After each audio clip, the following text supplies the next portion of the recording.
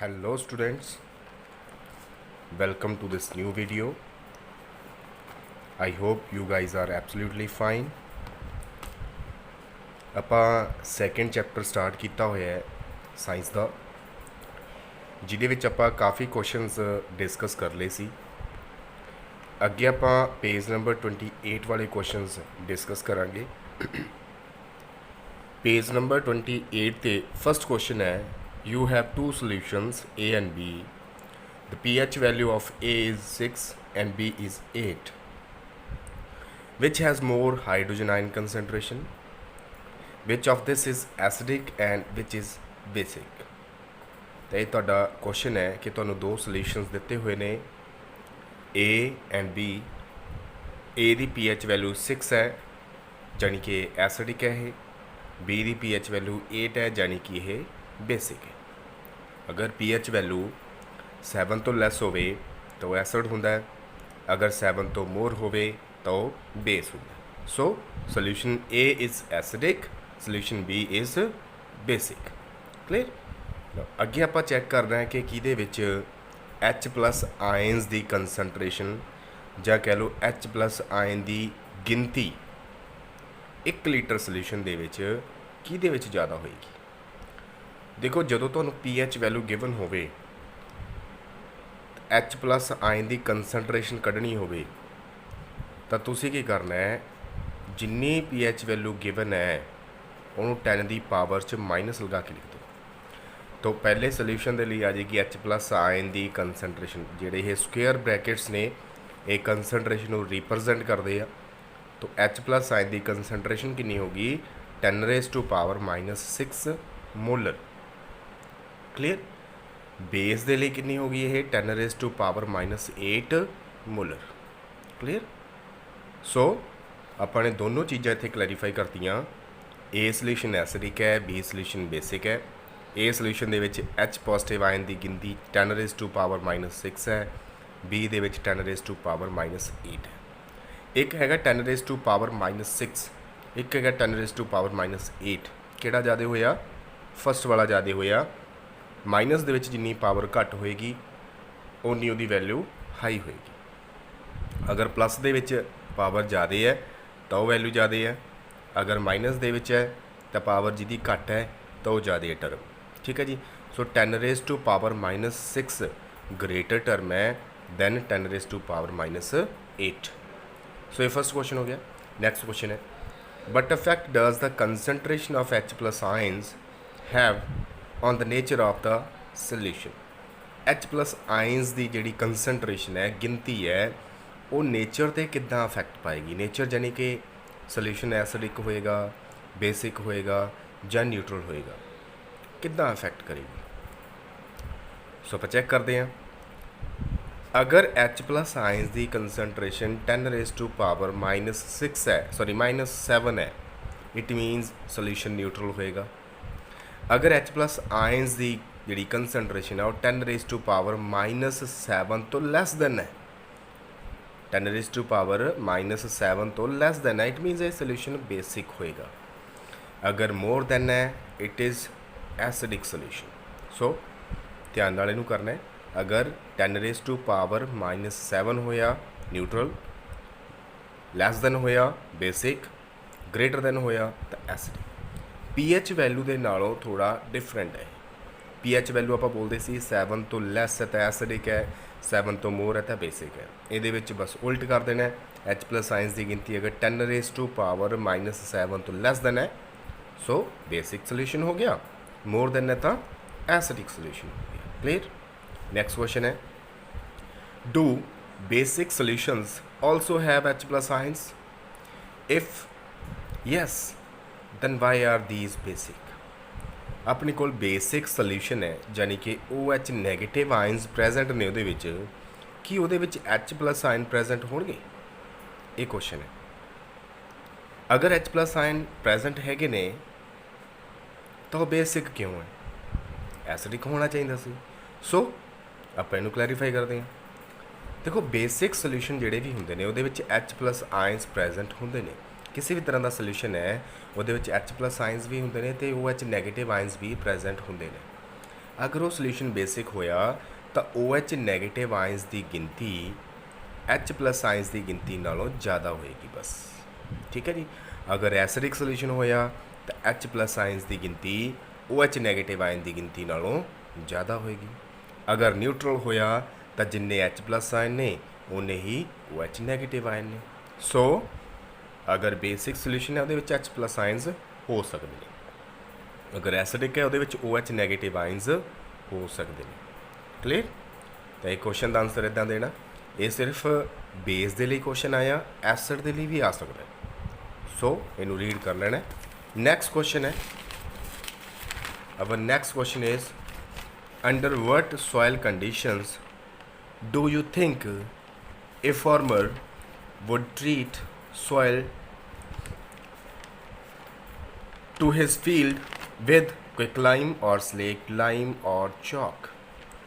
जिहड़ी मिट्टी है, खेत वाली मिट्टी है जिहड़ी, किस कंडीशन दे विच उहनूं आपां किस कंडीशन दे विच उहदे विच आपां क्विक लाइम ऐड करांगे जां स्लेक्ड लाइम ऐड करांगे जां चौक ऐड करांगे, किस कंडीशन दे विच, किस हालत दे विच आपां ये चीज़ ऐड करनी है जां किस हालत दे विच फार्मर ने ये चीज़ ऐड करनी है।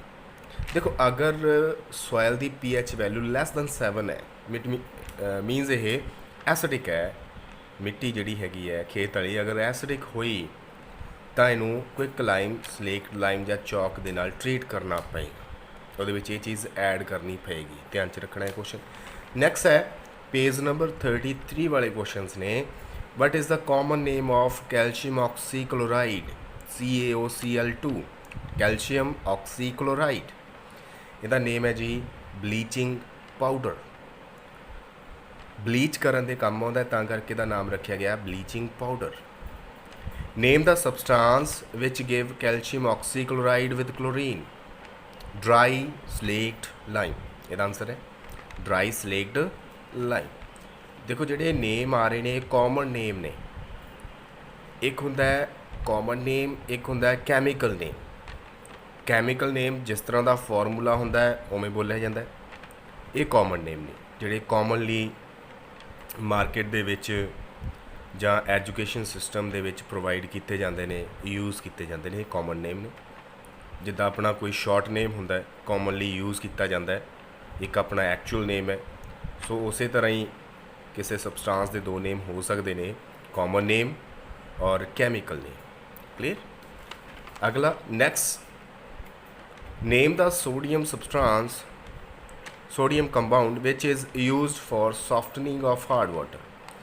देखो जिहड़ा हार्ड वाटर है उहदे विच calcium and magnesium ions present होंदे ने, जिहदे करके वो हार्ड हुंदा है। अगर आप चैक करना होवे कि हार्ड वाटर किहड़ा है सॉफ्ट वाटर किहड़ा है, तो उहनूं सोप दे नाल ट्रीट करवा के देखो, अगर उहदी लैदर बन रही है इट मीनस वो सॉफ्ट है, नहीं बन रही या घट बन रही है इट मीनस वो हार्ड वाटर है। हार्ड वाटर दे विच आयंस प्रैजेंट होंदे ने तद वो झग नहीं बना सकता। ठीक है। तो वॉशिंग सोडा जिहड़ा यूज़ करके आपां हार्ड वाटर नूं सॉफ्ट बना सकते हैं, किहड़ा washing soda, sodium hydrogen carbonate, इनू आपां वॉशिंग सोडा बोलते हैं। नैक्सट है what will happen if a solution of sodium hydrogen carbonate is heated. Sodium hydrogen carbonate is heated. अगर आप सोडियम हाइड्रोजन कार्बोनेट में हीट करते हैं, जोड़ा ये ट्रायंगल वाला सिंबल है ये हीट का सिंबल है, अगर आप हीट करते हैं, देखो किसी भी मैटल का कार्बोनेट होवे जां हाइड्रोजन कार्बोनेट होवे, जो उन्होंने हीट किया जाता हमेशा कार्बन डाइऑक्साइड गैस रिलीज़ होती है। सो इत्थे भी रिलीज़ होएगी, हीट करांगे सोडियम कार्बोनेट बन जाएगा, वाटर बन जाएगा तो कार्बन डाइऑक्साइड रिलीज़ हो जानी है। ठीक है जी। नैक्सट है reaction of plaster of Paris and water. अपने प्लास्टर ऑफ पेरिस ते वाटर की रिएक्शन राइट करनी है। प्लास्टर ऑफ पेरिस नूं POP शॉर्ट नेम नाल जानिया जाता है। इहदा जिहड़ा कैमिकल नेम है वो हैगा calcium sulphate hemihydrate. Calcium sulphate hemi means half water लग्या हुआ तां करके hemihydrate. So calcium sulphate hemihydrate नूं अगर 3/2 वाटर दे नाल ट्रीट करते हैं तो अपने को जिप्सम बन जाता है, हार्ड मास का होंदा जिप्सम, तो ये बन जाता है calcium sulphate bihydrate. Bi means 2, clear. Calcium sulphate bihydrate ਬਣ ਜਾਂਦਾ ਹੈ। ਸੋ ਇਹ ਰਿਐਕਸ਼ਨ ਹੈ ਕਾਦੀ, ਪਲਾਸਟਰ ਆਫ ਪੈਰਿਸ ਦੀ ਐਂਡ ਵਾਟਰ ਦੀ, ਠੀਕ ਹੈ ਜੀ। ਨੈਕਸਟ ਕੁਐਸਚਨ ਨੇ, ਨੈਕਸਟ ਐਕਸਰਸਾਈਜ਼ ਵਾਲੇ ਕੁਐਸਚਨਸ ਨੇ, ਇਹੀ ਚੈਪਟਰ ਦੇ ਐਕਸਰਸਾਈਜ਼ ਵਾਲੇ question 34 number page and 35 number page ਵਾਲੇ ਨੇ। ਪਹਿਲਾ ਕੁਐਸਚਨ ਹੈ, why does distilled water not conduct electricity whereas rain water does. ਜਿਹੜਾ ਡਿਸਟਿਲਡ ਵਾਟਰ ਹੈ ਡਿਸਟੀਲੇਸ਼ਨ ਦੇ ਦੁਆਰਾ ਬਣਿਆ ਹੁੰਦਾ ਹੈ, ਮਤਲਬ ਪਾਣੀ ਲਿੱਤਾ, ਉਹਨੂੰ ਹੀਟ ਕੀਤਾ, ਉਹਦੇ ਵੇਪਰਸ ਬਣਾ ਲਏ, ਵੇਪਰਸ ਨੂੰ ਠੰਡਾ ਕਰ ਲਿਆ, ਉਹ ਬਣ ਗਿਆ ਡਿਸਟਿਲਡ ਵਾਟਰ, ਮੀਨਸ ਉਹਦੇ ਵਿੱਚ ਕੋਈ ਵੀ ਆਇਨਸ ਪ੍ਰੈਜ਼ੈਂਟ ਨਹੀਂ ਹੈਗਾ। ਦੂਸਰਾ ਹੈਗਾ ਰੇਨ ਵਾਟਰ, ਜਿਹਦੇ ਵਿੱਚ ਕਾਫੀ ਸਾਰੇ ਆਇਨਸ ਪ੍ਰੈਜ਼ੈਂਟ ਹੈਗੇ। ਇੱਕ ਗੱਲ ਹਮੇਸ਼ਾ ਦਿਮਾਗ ਦੇ ਵਿੱਚ ਰੱਖਣੀ ਹੈ, ਅਗਰ ਕੋਈ ਲਿਕੁਇਡ ਚੀਜ਼ ਹੈ ਉਹਦੇ ਵਿੱਚ ਆਇਨਸ ਪ੍ਰੈਜ਼ੈਂਟ ਹੈਗੇ ਨੇ ਤਾਂ ਉਹ ਇਲੈਕਟ੍ਰੀਸਿਟੀ ਨੂੰ ਕੰਡਕਟ ਕਰੇਗਾ, ਅਦਰਵਾਈਜ਼ ਨਹੀਂ ਕਰੇਗਾ। ਜਿੰਨੇ ਆਇਨਸ ਜ਼ਿਆਦਾ ਹੋਣਗੇ ਉਨਾ ਉਹ ਵੱਧ ਕੰਡਕਟ ਕਰ ਸਕਦਾ, ਜਿੰਨੇ ਆਇਨਸ ਘੱਟ ਉਨਾ ਉਹ ਘੱਟ ਕੰਡਕਟ ਕਰ ਸਕਦਾ। ਸੋ ਜਿਹੜਾ ਡਿਸਟਿਲਡ ਵਾਟਰ ਉਹਦੇ ਵਿੱਚ ਕੋਈ ਆਇਨਸ ਪ੍ਰੈਜ਼ੈਂਟ ਨਹੀਂ ਹੈਗੇ, ਬਟ ਰੇਨ ਵਾਟਰ ਦੇ ਵਿੱਚ ਆਇਨਸ ਪ੍ਰੈਜ਼ੈਂਟ ਹੈਗੇ ਨੇ। ਸੋ ਰੇਨ ਵਾਟਰ ਇਲੈਕਟ੍ਰੀਸਿਟੀ ਨੂੰ ਕੰਡਕਟ ਕਰ ਸਕਦਾ। ਨਾਓ ਨੈਕਸਟ ਹੈ, why does acids not show acidic behaviour in the absence of water. ਜਿਹੜੇ ਐਸਿਡਸ ਨੇ ਪਾਣੀ ਤੋਂ ਬਿਨਾਂ ਉਹ ਐਸਿਡਿਕ ਬਿਹੇਵੀਅਰ ਸ਼ੋ ਨਹੀਂ ਕਰਦੇ। ਅਗਰ ਪਾਣੀ ਤੋਂ ਬਿਨਾਂ ਲਿਟਮਸ ਪੇਪਰ ਦੇ ਨਾਲ ਉਹਨੂੰ ਚੈੱਕ ਕੀਤਾ ਜਾਏਗਾ ਤਾਂ ਲਿਟਮਸ ਪੇਪਰ 'ਤੇ ਕੋਈ ਇਫੈਕਟ ਨਹੀਂ ਪਾਉਣਗੇ, ਲਿਟਮਸ ਪੇਪਰ ਦਾ ਕਲਰ ਚੇਂਜ ਨਹੀਂ ਕਰਨਗੇ। ਇੱਦਾਂ ਕਿਉਂ ਹੁੰਦਾ? ਇਹਦਾ ਕਾਰਨ ਹੈ ਕਿਉਂਕਿ ਜਿਹੜੇ ਐਸਿਡਸ ਨੇ ਜਦੋਂ ਪਾਣੀ ਦੇ ਵਿੱਚ ਉਹਨਾਂ ਨੂੰ ਡਿਜ਼ੋਲਵ ਕਰਦੇ ਆ ਤਦ ਹੀ ਉਹ H+ ਆਇਨ ਰਿਲੀਜ਼ ਕਰਦੇ ਨੇ, ਅਦਰਵਾਈਜ਼ ਰਿਲੀਜ਼ ਨਹੀਂ ਕਰਦੇ। ਅਗਰ H+ ਆਇਨ ਹੋਣਗੇ ਤਾਂ ਹੀ ਉਹ ਲਿਟਮਸ ਪੇਪਰ ਦੇ ਕਲਰ ਨੂੰ ਚੇਂਜ ਕਰ ਸਕਦੇ ਨੇ, ਅਦਰਵਾਈਜ਼ ਨਹੀਂ ਕਰਨਗੇ। ਸੋ ਅਗਰ ਵਾਟਰ ਦੀ ਐਬਸੈਂਸ ਹੈ ਤਾਂ ਕਦੀ ਵੀ H+ ਆਇਨ ਨਹੀਂ ਆਉਣਗੇ, H+ ਆਇਨ ਨਹੀਂ ਆਉਣਗੇ ਤਾਂ ਕਲਰ ਵੀ ਚੇਂਜ ਨਹੀਂ ਹੋਏਗਾ। ਨੈਕਸਟ ਕੁਐਸਚਨ ਹੈ, fresh milk has pH value is 6. How do you think that the pH value change as it turns into curd? ਜਿਹੜਾ ਫਰੈਸ਼ ਮਿਲਕ ਹੈ, ਦੁੱਧ ਹੈ, ਉਹਦੀ pH ਵੈਲਿਊ 6 ਹੁੰਦੀ ਹੈ। ਜਦੋਂ ਉਹ ਦੁੱਧ ਕਰਡ ਦੇ ਵਿੱਚ ਚੇਂਜ ਕਰਦਾ ਹੈ ਤਾਂ ਉਹਦੀ pH ਵੈਲਿਊ ਚੇਂਜ ਹੁੰਦੀ ਹੈ। ਕਿੱਦਾਂ ਚੇਂਜ ਹੁੰਦੀ ਹੈ? ਵੱਧਦੀ ਹੈ ਜਾਂ ਘਟਦੀ ਹੈ? ਦੇਖੋ ਜਿਹੜੀ ਕਰਡ ਹੈ ਉਹ ਜ਼ਿਆਦਾ ਖੱਟੀ ਹੁੰਦੀ ਹੈ, ਇਟ ਮੀਨਸ ਉਹਦੇ ਵਿੱਚ ਐਸਿਡ ਦੁੱਧ ਨਾਲੋਂ ਜ਼ਿਆਦਾ। ਸੋ ਆਪਾਂ ਇਹ ਬੋਲ ਸਕਦੇ ਹਾਂ ਕਿ ਉਹਦੀ ਐਸਿਡਿਟੀ ਇਨਕਰੀਜ਼ ਕਰ ਗਈ, ਉਹਦੀ pH ਵੈਲਿਊ ਡਿਕਰੀਜ਼ ਕਰ ਗਈ, ਕਿਉਂਕਿ ਜਿੰਨੀ ਘੱਟ pH ਵੈਲਿਊ ਹੋਏਗੀ ਉਨਾ ਹੀ ਉਹ ਵੱਧ ਐਸਿਡਿਕ ਹੋਏਗਾ। ਸੋ ਆਪਾਂ ਇਹ ਬੋਲ ਸਕਦੇ ਹਾਂ ਕਿ pH ਵੈਲਿਊ ਡਿਕਰੀਜ਼ ਹੋ ਜਾਂਦੀ ਹੈ ਜਦੋਂ ਫਰੈਸ਼ ਮਿਲਕ ਤੋਂ ਕਰਡ ਬਣਦੀ ਹੈ। ਕਿਉਂ? ਕਿਉਂਕਿ ਜਿਹੜਾ ਲੈਕਟਿਕ ਐਸਿਡ ਹੈ ਉਹਦੀ ਪ੍ਰੋਡਕਸ਼ਨ ਹੋਣੀ ਸ਼ੁਰੂ ਹੋ ਜਾਂਦੀ ਹੈ, ਦੁੱਧ ਦੇ ਵਿੱਚ ਦਹੀਂ ਦੇ ਵਿੱਚ ਲੈਕਟਿਕ ਐਸਿਡ ਪ੍ਰੋਡਿਊਸ ਹੋ ਜਾਂਦਾ ਹੈ, ਤਾਂ ਕਰਕੇ ਇਹਦੀ pH ਵੈਲਿਊ ਘਟ ਜਾਂਦੀ ਹੈ। ਜਿੰਨੀ ਘੱਟ pH ਵੈਲਿਊ ਹੋਏਗੀ ਉਨਾ ਵੱਧ ਉਹ ਐਸਿਡਿਕ ਹੋਏਗਾ। ਠੀਕ ਹੈ ਜੀ। ਨੈਕਸਟ ਹੈ, plaster of Paris should be stored in moisture proof containers. ਜਿਹੜਾ ਪਲਾਸਟਰ ਆਫ ਪੈਰਿਸ ਹੈ ਵਾਈਟ ਕਲਰ ਦਾ ਪਾਊਡਰ ਫਾਰਮ ਹੁੰਦੀ ਹੈ। ਠੀਕ ਹੈ ਜੀ। ਇਹਨੂੰ ਜਦੋਂ ਵੀ ਸਟੋਰ ਕੀਤਾ ਜਾਂਦਾ ਹੈ ਤਾਂ ਮੋਇਸਚਰ ਪ੍ਰੂਫ ਕੰਟੇਨਰਸ ਦੇ ਵਿੱਚ ਭਰ ਕੇ ਸਟੋਰ ਕੀਤਾ ਜਾਂਦਾ ਹੈ, ਜਾਣੀ ਕਿ ਇਹਨੂੰ ਮੋਇਸਚਰ ਨਹੀਂ ਲੱਗਣ ਦੇਣਾ। ਅਗਰ ਇਹਨੂੰ ਮੋਇਸਚਰ ਲੱਗ ਗਿਆ ਤਾਂ ਇਹ ਖਰਾਬ ਹੋ ਜਾਏਗਾ। ਕੀ ਬਣ ਜਾਏਗਾ ਅਗਰ ਮੋਇਸਚਰ ਲੱਗ ਜਾਏਗਾ, ਉਹ ਆਪਾਂ ਪੜ੍ਹਦੇ ਹਾਂ। ਦੇਖੋ, ਅਗਰ ਮੋਇਸਚਰ ਦੀ ਪ੍ਰੈਜ਼ੈਂਸ ਹੋਏਗੀ ਤਾਂ ਜਿਹੜਾ ਪਲਾਸਟਰ ਆਫ ਪੈਰਿਸ ਹੈ, ਜਾਣੀ ਕਿ ਕੈਲਸ਼ੀਅਮ ਸਲਫੇਟ ਹੈਮੀਹਾਈਡਰੇਟ ਹੈ, ਉਹ ਵਾਟਰ ਦੇ ਨਾਲ ਰਿਐਕਟ ਕਰ ਲਏਗਾ। ਅਗਰ ਇਹ ਵਾਟਰ ਦੇ ਨਾਲ ਰਿਐਕਟ ਕਰੇਗਾ ਤਾਂ ਜਿਪਸਮ ਬਣਾ ਦੇਗਾ, ਜਿਹੜਾ ਕਿ ਹਾਰਡ ਮਾਸ ਹੈ। ਜਿਵੇਂ ਆਪਾਂ ਇਹਦੀ ਐਗਜ਼ਾਮਪਲ ਇਹ ਵੀ ਕਰ ਸਕਦੇ ਹਾਂ, ਜਿਵੇਂ ਆਪਣੇ ਕੋਲੇ ਸੀਮੈਂਟ ਹੈ, ਸੀਮੈਂਟ ਦੇ ਵਿੱਚ ਪਾਣੀ ਪਾ ਕੇ ਓਵਰਨਾਈਟ ਦੇ ਲਈ ਰੱਖਤਾ, ਸਵੇਰੇ ਆਪਾਂ ਦੇਖਿਆ ਉਹ ਹਾਰਡ ਬਣਿਆ ਪਿਆ, ਕਿਸੇ ਕੰਮ ਨਹੀਂ ਆਉਣਾ। ਸੇਮ ਹੀ ਇਹ ਹੈ, ਜਿਹੜੀ POP ਹੈ ਛੱਤਾਂ 'ਤੇ ਕੀਤੀ ਜਾਂਦੀ ਹੈ, ਖਿਡੌਣੇ ਬਣਾਉਣ ਲਈ ਕੀਤੀ ਜਾਂਦੀ ਹੈ, ਹੱਡੀਆਂ ਨੂੰ ਜੋੜਨ ਦੇ ਲਈ ਕੀਤੀ ਜਾਂਦੀ ਹੈ। ਪਰ ਜਿਹਦੇ ਵਿੱਚ ਪਾਣੀ ਪਾ ਕੇ ਰੱਖ ਦਈਏ ਜਾਂ ਇਹਨੂੰ ਪਾਣੀ ਲੱਗ ਗਿਆ, ਸਟੋਰ ਕਰਦੇ ਸਮੇਂ ਇਹਨੂੰ ਪਾਣੀ ਲੱਗ ਗਿਆ ਤਾਂ ਇਹ ਹਾਰਡ ਮਾਸ ਬਣ ਜਾਏਗਾ, ਮੁੜ ਕੇ ਇਹ ਕਿਸੇ ਕੰਮ ਦੇ ਲਈ ਨਹੀਂ ਯੂਜ਼ ਹੋਏਗਾ। ਸੋ ਜਦੋਂ ਵੀ ਪਲਾਸਟਰ ਆਫ ਪੈਰਿਸ ਨੂੰ ਸਟੋਰ ਕਰਨਾ ਹੈ ਤਾਂ ਮੋਇਸਚਰ ਪ੍ਰੂਫ ਕੰਟੇਨਰਸ ਦੇ ਵਿੱਚ ਹੀ ਸਟੋਰ ਕੀਤਾ ਜਾਂਦਾ ਹੈ। ਨੈਕਸਟ ਰਿਐਕਸ਼ਨ ਹੈ, what is neutralisation reaction? Give 2 examples. Neutralisation ਦੇ ਵਿੱਚ ਵਰਡ ਆ ਰਿਹਾ neutral. Neutral means pH value 7 or near about 7। ਅਗਰ ਆਪਾਂ ਕਿਸੇ ਐਸਿਡ ਦੇ ਸੋਲਿਊਸ਼ਨ ਨੂੰ ਬੇਸ ਦੇ ਸੋਲਿਊਸ਼ਨ ਦੇ ਨਾਲ ਰਿਐਕਟ ਕਰਵਾਉਂਦੇ ਆ ਤਾਂ ਉਹਦੀ pH ਵੈਲਿਊ ਨੀਅਰ ਅਬਾਊਟ 7 ਆ ਜਾਂਦੀ ਹੈ, ਜਿਹਨੂੰ ਆਪਾਂ ਬੋਲ ਦਿੰਦੇ ਆ ਨਿਊਟਰਲਾਈਜੇਸ਼ਨ ਰਿਐਕਸ਼ਨ। ਤਾਂ reaction between acids and bases is called neutralisation reaction. ਜਦੋਂ ਇੱਕ ਐਸਿਡ ਬੇਸ ਦੇ ਨਾਲ ਰਿਐਕਟ ਕਰਦਾ ਹੈ, ਸਾਲਟ ਤੇ ਵਾਟਰ ਬਣਦਾ, ਇਹਨੂੰ ਆਪਾਂ ਬੋਲਦੇ ਆ ਨਿਊਟਰਲਾਈਜੇਸ਼ਨ ਰਿਐਕਸ਼ਨ। ਇਹ ਐਕੁਅਸ ਸੋਲਿਊਸ਼ਨ ਯੂਜ਼ ਕਰ ਰਹੇ ਆ ਇੱਥੇ ਆਪਾਂ, ਬ੍ਰੈਕਟ ਦੇ ਵਿੱਚ ਤੁਸੀਂ AQ ਲਿਖ ਸਕਦੇ ਹੋ। ਕਲੀਅਰ? ਤਾਂ ਨਿਊਟਰਲਾਈਜੇਸ਼ਨ ਰਿਐਕਸ਼ਨ ਦੀ ਐਗਜ਼ਾਮਪਲ ਕੋਈ ਵੀ ਆ ਸਕਦੀ ਹੈ, ਆਪਾਂ 2 ਐਗਜ਼ਾਮਪਲਸ ਕਰ ਲਈਆਂ। ਨਾਓ ਨੈਕਸਟ ਲਾਸਟ ਤੇ 2 ਕੁਐਸਚਨਸ ਰਹਿ ਗਏ ਆ, ਇੱਕ ਮਿਲਕਮੈਨ ਵਾਲਾ, ਇੱਕ ਮੈਗਨੀਸ਼ੀਅਮ ਰਿਬਨਸ ਵਾਲਾ। ਇਹ ਕੁਐਸਚਨ ਤੁਸੀਂ ਖੁਦ ਕਰਕੇ ਵੇਖਣੇ ਆ, ਅਗਰ ਨਾ ਆਏ ਤਾਂ ਮੈਂ ਤੁਹਾਨੂੰ ਕਰਵਾ ਦਾਂਗਾ, ਮੈਨੂੰ ਕਮੈਂਟ ਦੇ ਵਿੱਚ ਜ਼ਰੂਰ ਦੱਸ ਦੇਣਾ, ਠੀਕ ਹੈ ਜੀ। ਤਾਂ ਇਹ ਚੈਪਟਰ ਆਪਣਾ ਕੰਪਲੀਟ ਹੋ ਗਿਆ, ਇਹਦੇ ਕੁਐਸਚਨ ਆਨਸਰ ਸਾਰੇ ਕੰਪਲੀਟ ਹੋ ਗਏ ਆ। ਅਗਰ ਕੋਈ ਨਾ ਸਮਝ ਆਵੇ ਤਾਂ ਮੈਨੂੰ ਕਮੈਂਟ ਦੇ ਵਿੱਚ ਪੁੱਛ ਲੈਣਾ, ਮੈਂ ਤੁਹਾਨੂੰ ਦੁਬਾਰਾ ਸਮਝਾ ਦਾਂ, ਠੀਕ ਹੈ ਜੀ।